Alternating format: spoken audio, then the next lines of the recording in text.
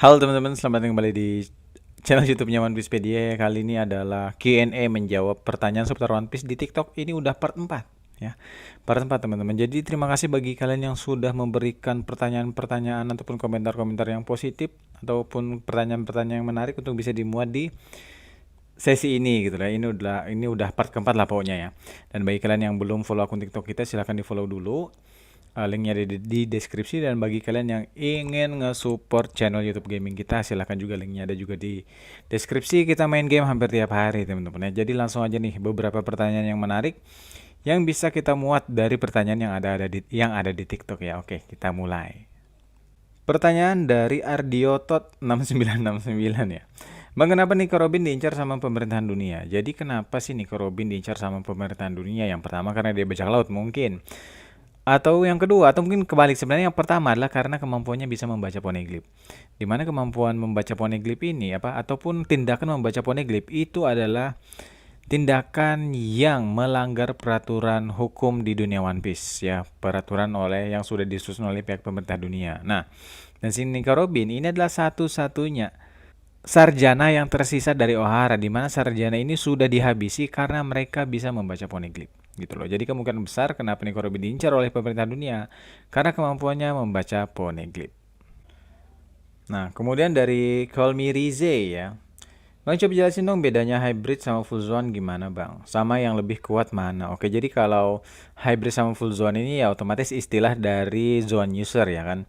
Jadi kan zone user itu umumnya ada tiga, ini ada tiga bentuk. Yang pertama bentuk aslinya, kemudian bentuk transformasinya, kemudian bentuk hybrid, yaitu bentuk gabungan antara bentuk asli dan bentuk transformasinya. Contoh misalnya Kaido, bentuk aslinya adalah bentuk yang biasa kita lihat itu, sementara bentuk transformasinya adalah bentuk naga. Sementara bentuk hybridnya itu adalah bentuk gabungan dari manusianya dan bagian naganya, atau mungkin seperti Rob Lucci lah kelihatan. Terus kalau soal apa ya, lebih kuat, banyak yang berpendapat bahwa kekuatan Zoan itu ganas itu di tipe hybridnya gitu loh. Banyak yang berpendapat seperti itu dan memang kelihatan seperti itu sih. Si Kaido aja ketika menggunakan hybridnya tuh lebih lebih buas hantamannya gitu. Begitu juga dengan Rob Lucci, ya kan? Bentuk hybridnya tuh lebih lebih sangar lah dibandingkan bentuk-bentuknya yang lain. Kemudian pertanyaan dari Nero. Bang, kapan tangan kiri Kid putus? Oke, jadi menurut pengakuan orangnya, tangannya itu putus gara-gara pertempurannya dengan kelompok Akegami atau kelompok Shanks rambut merah. Cuma banyak yang berpendapat bahwa itu pertempurannya dengan kelompok Shanks. Jadi nggak tahu gitu loh, apakah yang membuntungkan tangannya itu langsung Shanks sendiri atau mungkin salah satu dari petingginya, salah satu dari officernya gitu loh. Jadi yang jelas buntungnya tangannya itu didapatkan dalam pertempuran melawan kelompok Akagami. Kemudian ini dari Fatar ya, Fatah R CH.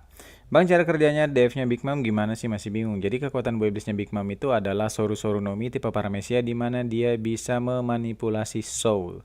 Di mana soul itu adalah soul yang dia dapatkan itu dari cara menarik ya, cara menarik soul yang dimiliki oleh makhluk hidup. Nah, kemudian soul ini itu bisa berpengaruh pada nyawa seseorang. Jadi misalnya ada individu nih, ada seorang manusia itu diambil soulnya selama 1 tahun, ya kan? Nah, nanti soul itu akan diberikan pada benda mati. Kemudian benda mati tersebut akan hidup, begitu.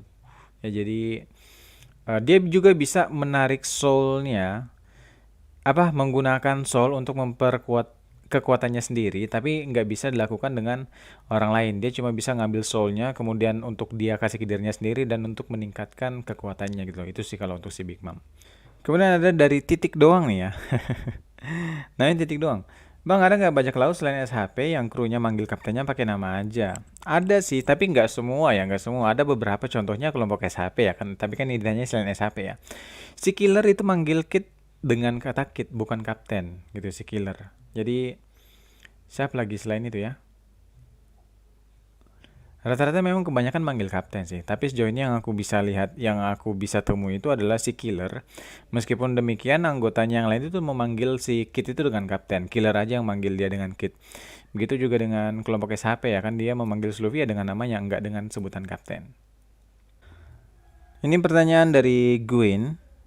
Kenapa mayoriti penggunaan haki raja itu adalah bajak laut dan bukan angkatan laut? Nah, aku nggak tahu ini sebabnya kenapa. Jadi ini sepertinya murni cerita yang ingin dibuat oleh Ochiro Oda gitu kan, karena memang fokusnya kan kita pada bajak laut, di mana banyak bajak laut itu memiliki keinginan-keinginan seperti itu kan. Jadi otomatis karena mereka memiliki keinginan yang kuat, jadi makanya diberikanlah mayoriti haki raja itu pada bajak laut, karena fokus ceritanya kan bajak laut bukan Merin gitu kan.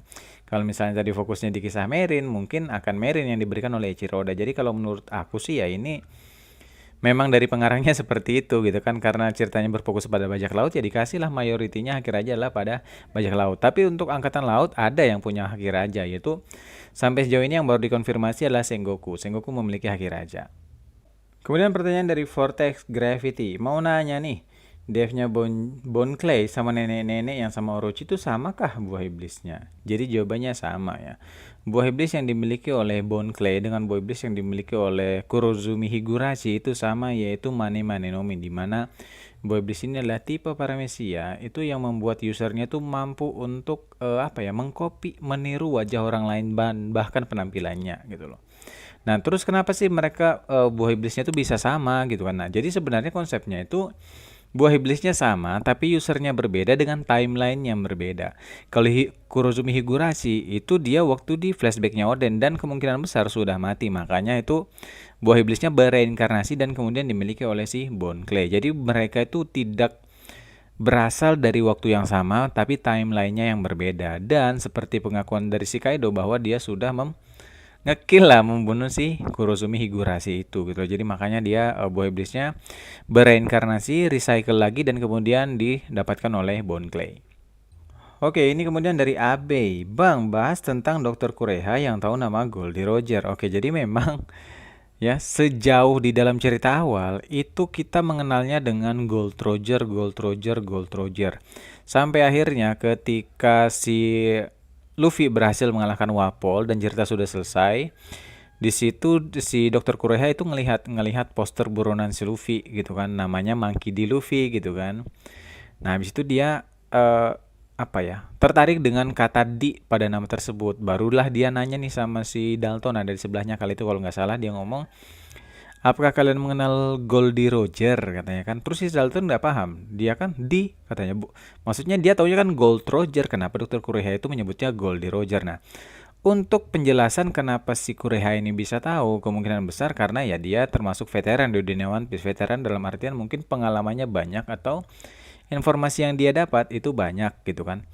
Dan ya banyak teori-teori seputar ini, tapi sampai sejauh ini semua hal tersebut itu masih berupa teori yang sampai sejauh ini belum ada yang terbukti. Tapi yang jelas semenjak perkataan si Kureha ini, barulah kita para fans itu memahami bahwa nama sesungguhnya dari Gold Roger itu adalah Goldie Roger ya. Oke, jadi mungkin segitu aja sih teman-teman ya untuk pembahasan Q&A seputar One Piece di TikTok kita. Di ini udah part 4 ya. Jadi bagi teman-teman yang belum follow akun TikTok kita, silahkan di follow dulu. Kalian boleh memberi komentar ataupun pertanyaan-pertanyaan yang menarik, nanti kita bisa muat di sini ya kan. Dan bagi kalian yang ingin ngedukung channel YouTube gaming kita juga, boleh linknya di deskripsi teman-teman. One Piecepedia nggak akan bisa seperti kayak gini kalau bukan tanpa dukungan kalian. Terima kasih banyak, see you on the next video. Dadah.